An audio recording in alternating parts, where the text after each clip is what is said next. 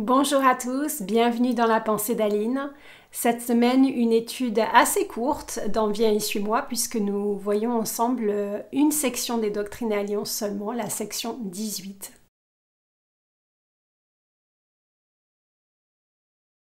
Alors nous sommes toujours en juin 1829 et cette section est donnée, cette révélation est donnée à Joseph, à Oliver Cowdery et aussi à David Whitmer. Et une chose importante qui se passe dans cette section, c'est le Seigneur qui exprime en fait son souhait de voir 12 apôtres ordonnés. Il demande à Joseph, Oliver et David de choisir donc ceux qui seront les 12 apôtres du Seigneur dans l'Église rétablie. Et donc on a cette description en fait de ces instructions. Comment choisir ces apôtres qui vont être des témoins du Christ dans le monde entier. Donc ça, je dirais que c'est pour la partie instruction relative à l'organisation de l'Église du Christ. Et puis, il y a une autre partie, un autre thème important dans cette section que je chéris particulièrement, qui est que chaque âme a une grande valeur aux yeux de Dieu.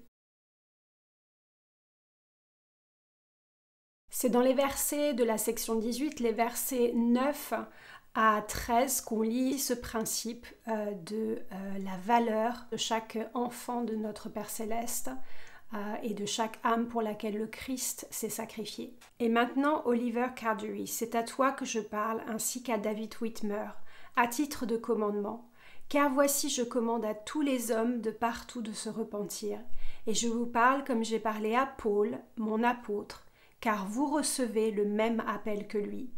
Souvenez-vous que les âmes ont une grande valeur aux yeux de Dieu, car voici le Seigneur votre Rédempteur a souffert la mort dans la chair, c'est pourquoi il a éprouvé les souffrances de tous les hommes, afin que tous les hommes puissent se repentir et venir à lui. Et il est ressuscité des morts afin d'amener tous les hommes à lui, à condition qu'ils se repentent. Et comme sa joie est grande pour l'âme qui se repent.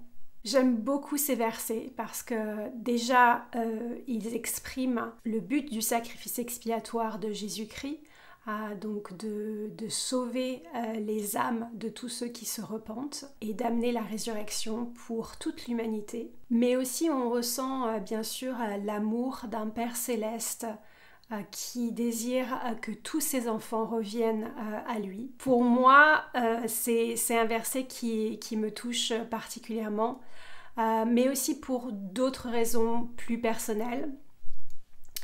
J'ai toujours eu de la difficulté à apprécier ma valeur personnelle depuis très jeune et des difficultés à avoir de l'amour-propre, tout simplement. Et je pensais pendant très longtemps que ma valeur personnelle avait à voir avec ce que je pouvais accomplir dans ma vie. Donc pendant très longtemps, j'ai cherché à accomplir beaucoup de grandes choses, notamment par le biais de mes études et aussi de ma carrière professionnelle.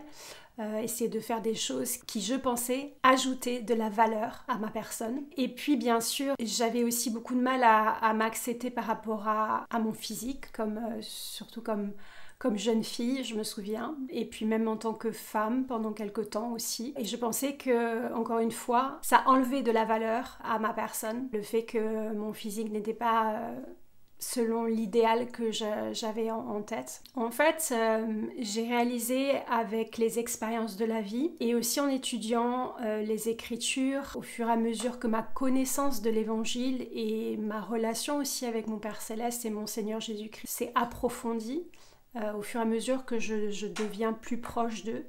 En fait, j'ai réalisé que ma valeur personnelle n'a rien à voir avec mes études, ma carrière, avec mon aspect physique, mais qu'elle est innée en fait, elle est intrinsèque. Et ça c'est quelque chose qui est vraiment important de comprendre parce que je pense que la vraie joie et le vrai bonheur vient du fait de savoir, de connaître notre propre valeur et que et qu'elle n'est pas dépendante de quoi que ce soit que nous fassions. Sur ce point de la valeur personnelle, il y a un très bon discours, en fait il y a 2 très bons discours qui étaient suggérés dans le manuel Viens et suis-moi cette semaine. Le premier, c'est un discours de Elder Uchtdorf qui s'appelle « Vous comptez pour lui ». Et voici ce qu'il dit à ce sujet. « Il est vrai que l'homme n'est rien en comparaison de la grandeur de l'univers. Parfois, nous pouvons même nous sentir insignifiants, invisibles, seuls ou oubliés. Mais souvenez-vous toujours que vous comptez pour lui. Si jamais vous deviez en douter, réfléchissez à ces 4 principes divins. Premièrement, Dieu aime les humbles et les doux, car ils sont les plus grands dans le royaume des cieux. Deuxièmement, le Seigneur fait en sorte que la plénitude de son évangile soit proclamée par les faibles et les simples jusqu'aux extrémités du monde. Il a décrété que ce sont les choses faibles du monde qui s'avanceront pour abattre et confondre les puissantes et les fortes. Troisièmement, où que vous viviez, aussi modeste que soit votre situation, aussi maigre que soit votre emploi, aussi limité que soient vos capacités, aussi quelconque que vous paraissiez, aussi petit que vous paraisse votre appel dans l'Église, vous n'êtes pas invisible pour votre Père céleste. Il vous aime, il connaît votre cœur humble et vos gestes inspirés par l'amour et la gentillesse. Ensemble, ils forment un témoignage durable de votre fidélité et de votre foi. Quatrièmement, et pour terminer, comprenez bien que ce que vous voyez et vivez maintenant n'est pas ce qui sera éternellement. Vous n'éprouverez pas éternellement de la solitude, de la tristesse, de la douleur ou du découragement. Nous avons la promesse certaine de Dieu qu'il n'oubliera pas ni n'abandonnera ceux qui tournent leur cœur vers lui.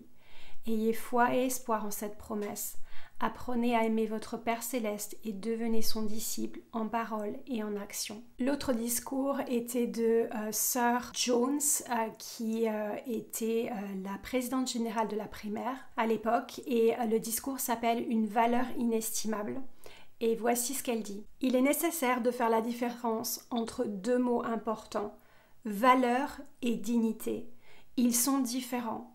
Avoir de la valeur spirituelle signifie que nous nous estimons de la manière dont notre Père céleste nous estime, non comme le monde le fait. Notre valeur a été déterminée avant que nous venions sur cette terre. L'amour de Dieu est infini et il demeurera à jamais. La dignité, elle, s'obtient par l'obéissance. Si nous péchons, nous perdons en dignité, mais jamais en valeur. Nous continuons de nous repentir et de nous efforcer de ressembler à Jésus, ayant la même valeur qu'auparavant. Je suis très touchée par ce principe que Sir Jones souligne ici, la différence entre la valeur et la dignité. Et pendant de nombreuses années, j'ai aussi confondu ces 2 principes. Pensant que parce que je n'étais pas digne, à cause de mes erreurs, à cause de mes péchés, eh bien je n'avais pas de valeur. Je veux témoigner à tous ceux qui regardent cette vidéo aujourd'hui que chacun d'entre vous a une grande valeur aux yeux de Dieu, qu'il vous aime et que vous n'avez pas à prouver quoi que ce soit à ses yeux. Bien sûr, il attend de nous que nous soyons dignes pour pouvoir obtenir toutes les bénédictions qui découlent des alliances que nous faisons avec lui. Mais ne soyez pas confondus ici, quoi que vous fassiez. Cela n'enlève rien à la valeur que vous avez à ses yeux. Et la valeur aussi que vous devriez avoir à vos propres yeux. C'est très important de pouvoir s'aimer soi-même, s'apprécier et être bienveillant envers soi-même. Ne jamais dénigrer la valeur que nous avons.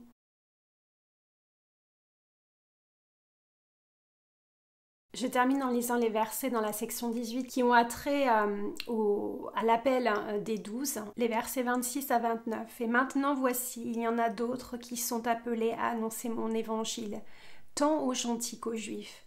Oui, 12, et les 12 seront mes disciples, et ils prendront mon nom sur eux. Et les 12 seront ceux qui désireront, d'un cœur pleinement résolu, prendre mon nom sur eux. Et s'ils désirent d'un cœur pleinement résolu prendre mon nom sur eux, ils sont appelés à aller dans le monde entier prêcher mon évangile à toute la création.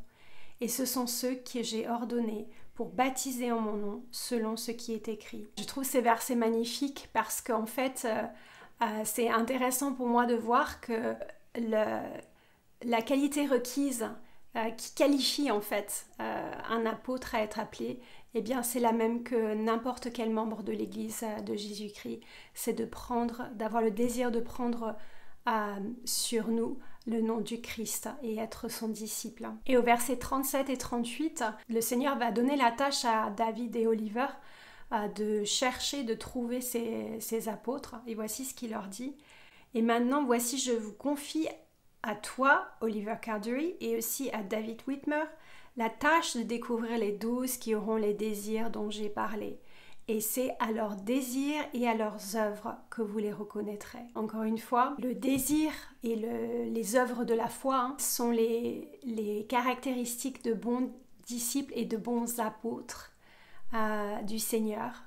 Et donc j'imagine que quand on pense un petit peu à l'organisation de l'Église aujourd'hui, où on a donc président Nelson, président Eyring et président Oakes qui constituent la première présidence, et puis on a le collège des 12 apôtres. Ce modèle, c'est celui qu'on voit ici avec Joseph Smith qui est le prophète, puis on peut dire que David et Oliver sont un petit peu ses conseillers dans cette première présidence, première présidence.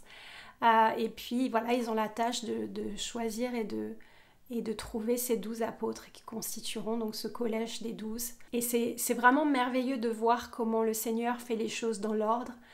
Bien sûr, ça ne pouvait pas se faire avant que Joseph, Oliver et David soient baptisés, reçoivent la prêtrise et ensuite choisir les 12 et après organiser officiellement l'Église. Voilà, c'est tout pour mes réflexions de mon étude cette semaine. Si vous aimez nos vidéos sur la chaîne Au Centre des Écritures, n'hésitez pas à les partager autour de vous, sur les réseaux sociaux, mais aussi dans vos classes d'école du dimanche. Évidemment, n'hésitez pas à vous abonner à la chaîne si ces vidéos vous plaisent. Et puis commentez. J'adore vos commentaires. Je vous souhaite une bonne semaine et à la semaine prochaine.